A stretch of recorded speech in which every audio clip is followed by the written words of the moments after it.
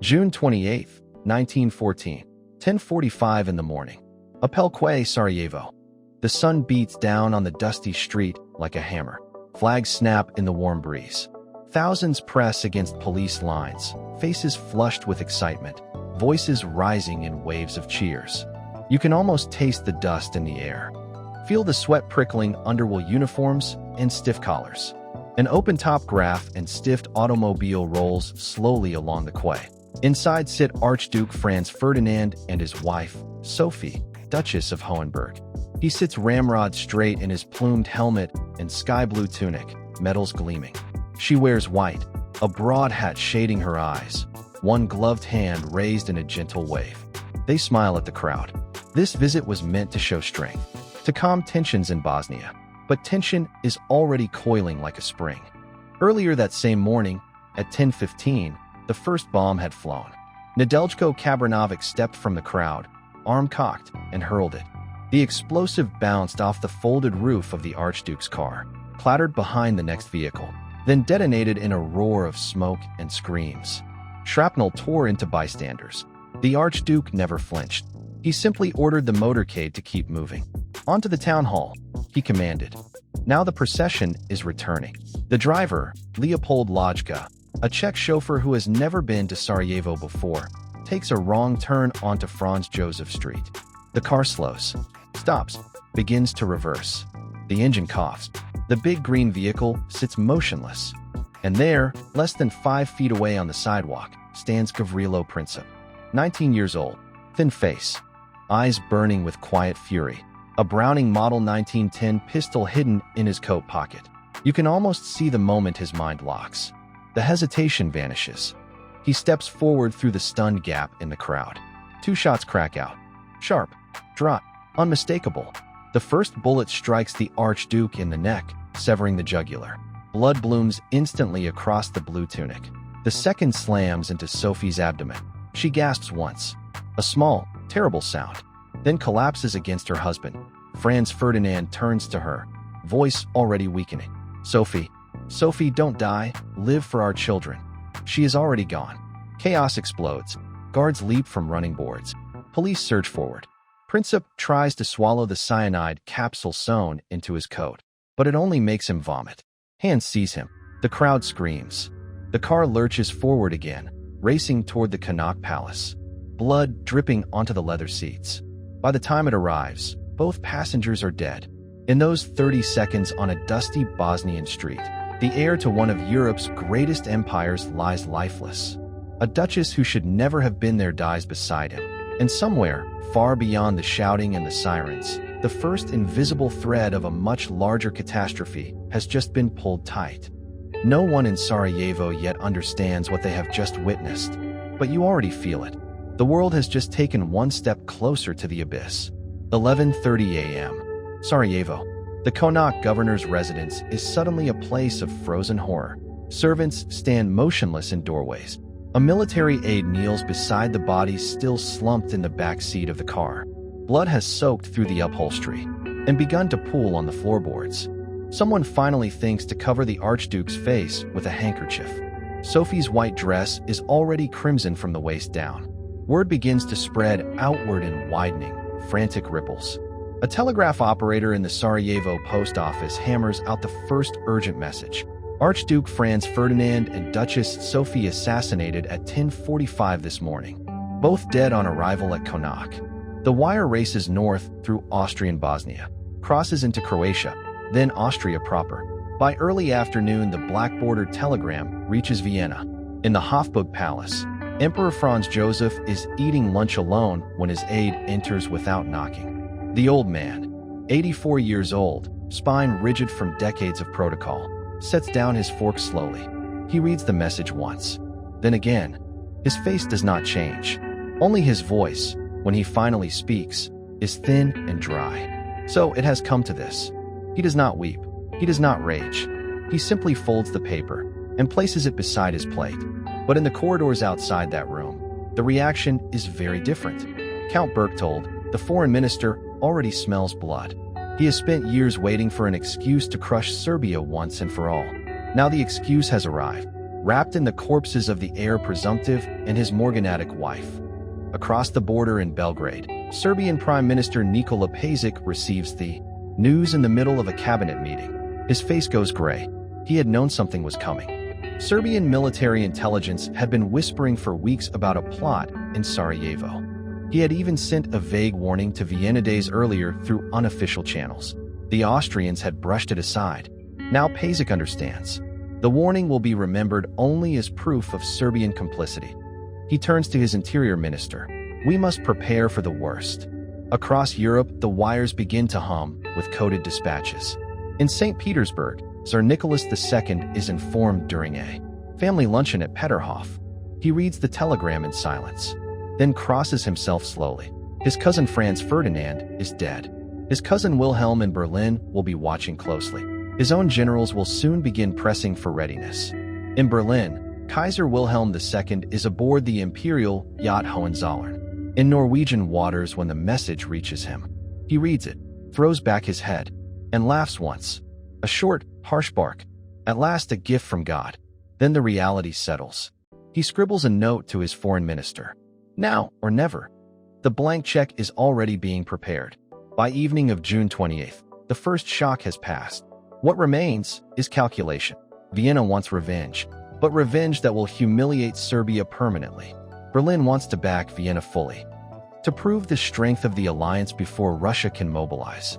St. Petersburg wants to protect its Slavic brothers, but without triggering general war, if possible. Paris and London watch, still hoping the crisis can be localized. None of them yet grasps how short the fuse has become. Every hour that passes makes reversal less likely. Every telegram that arrives tightens the knot. And in a cold prison cell in Sarajevo, Gavrilo Princip sits on the stone floor, wrists manacled, staring at nothing. He knows he has succeeded. He does not yet know. He has lit the match that will burn down half the world. July 5th to 6th, 1914. Potsdam. Kaiser Wilhelm II sits across from Count Alexander Oyos, Vienna's special envoy. The summer palace is quiet. Only rustling papers and the soft lap of water against the riverbank break the silence. Wilhelm has just returned from his Norwegian cruise. His mood is buoyant. Oyos presents Vienna's memorandum. It is blunt. Austria will issue Serbia demands so severe they cannot be accepted. War is the objective. The question is simple. Will Germany stand behind Austria if Russia intervenes? Wilhelm reads quickly. Then he looks up. Now or never. He does not hesitate. Tell Vienna, I will support Austria in whatever she decides, even if it means war with Russia. No conditions, no reservations. The famous blank check is granted in a single conversation. Germany's military and diplomatic power now stands fully behind Vienna's vengeance. Oyos returns to Austria carrying the promise. In Vienna, grief hardens into determination. Foreign Minister Berchtold and Chief of Staff Konrad von Hotzendorf meet almost daily. Konrad has argued for war with Serbia for years. Now the moment has arrived. The ultimatum is drafted in secret. 10 demands. Most appear reasonable. Suppress anti-Austrian propaganda. Dissolve nationalist groups. Punish those involved in the assassination. But 2 demands are poison. Point 5. Austrian officials must join the investigation inside Serbia. Point 6. Serbia must dismiss any officials Vienna considers hostile. These demands violate Serbian sovereignty. No independent state could accept them. Berchtold knows this. That is precisely why they are included. July 19th. At Bad Ischl, the Austrian Council of Ministers meets in secret. Emperor Franz Joseph approves the ultimatum, but its delivery is delayed. France's president and prime minister are visiting St. Petersburg. Austria waits until they leave, ensuring Russia and France cannot coordinate a response. The timing is surgical. July 23rd, 6 p.m., Belgrade. Baron Giesel delivers the ultimatum to the Serbian Foreign Ministry.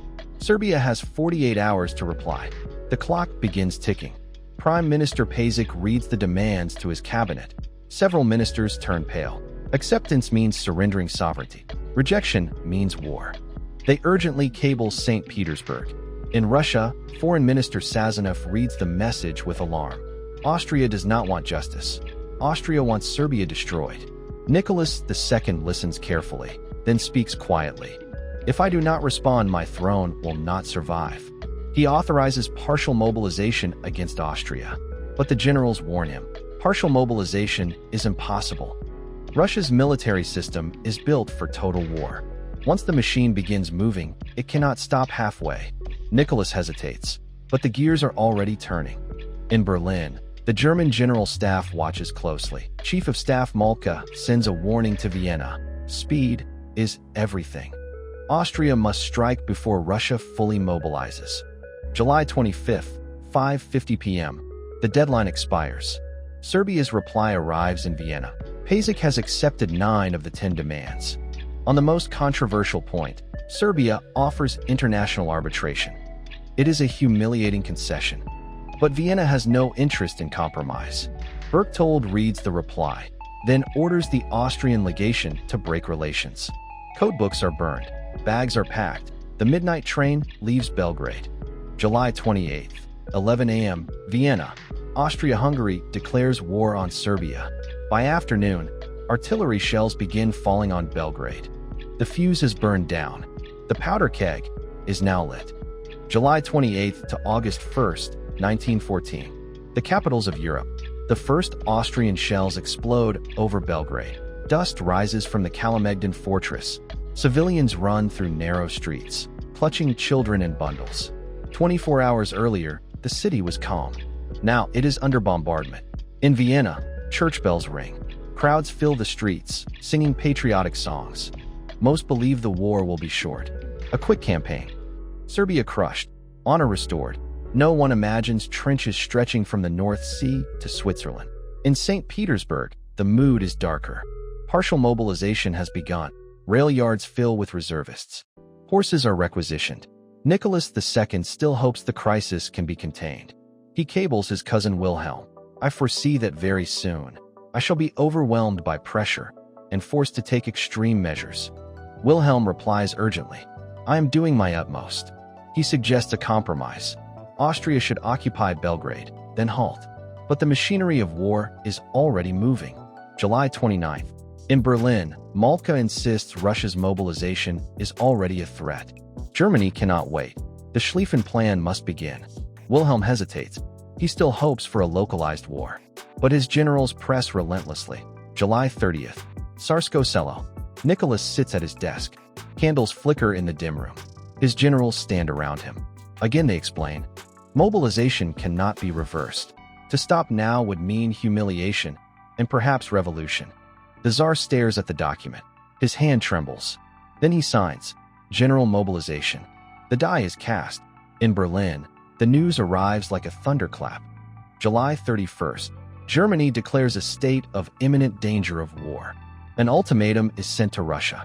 Cancel mobilization within 12 hours. Midnight passes. No reply arrives. August 1st, 5 p.m. Berlin. Kaiser Wilhelm appears on the palace balcony. Thousands fill the square below. He reads the declaration of war on Russia. The crowd erupts in cheers. That same evening, German troops enter Luxembourg. The Schlieffen Plan has begun. August 3rd, Germany declares war on France. August 4th, German troops cross into Belgium. King Albert refuses passage. In London, Sir Edward Grey receives the news. Germany has violated Belgian neutrality. In the House of Commons, Grey speaks quietly. The lamps are going out all over Europe. We shall not see them lit again in our lifetime. At midnight, Britain enters the war. In 4 days, 5 great powers are at war. Millions of men march toward the front. Trains run day and night. Borders close. 2 pistol shots in Sarajevo have ignited the powder magazine of Europe. A local crisis has become a continental catastrophe, and the real killing has only just begun.